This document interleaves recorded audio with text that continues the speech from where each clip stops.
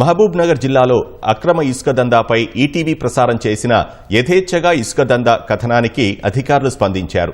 Mahabub Nagar rural, Hanwada, Jadcherla, Midjil ప్రాంతాల్లో పలు filter ఇసుక కేంద్రాలపై దాడులు చేశారు.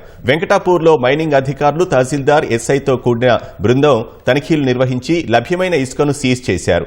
హన్వాడ మండలం చిర్మల్ కుచ్చతండాలో డీటీ వెంకటేశ్వర్లు, 2 పోలీసులతో కూడిన బృందం దాడులు చేసి 2 వాహనాలను స్వాధీనం చేసుకున్నారు.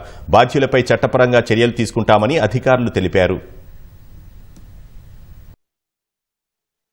పూజారి తండా పక్కన లోపలికి వెళ్తే పైన ఒక ట్రాక్టర్ దొరికింది మాకు, ఫిల్టర్ స్టాండ్ది. అయితే మేము పోయేసరికి వాడు డంప్ చేసి పారిపోయాడు. ఇంకొకటి పైన గుట్ట మీద ఉందంటే అటు నుంచి 2 కానిస్టేబుల్స్, ఇటు నుంచి మేము కూడా పోయి పైకి పోయేసరికి పైన ఒక ట్రాక్టర్ దొరికింది గుట్ట మీద. ఆ ట్రాక్టర్ కూడా వాడు మమ్మల్ని అంటే పోలీస్ వాళ్ళని చూసేసి ట్రాక్టర్ వదిలేసి పారిపోయిండు. ట్రాక్టర్ అక్కడ పైనే ఉంది.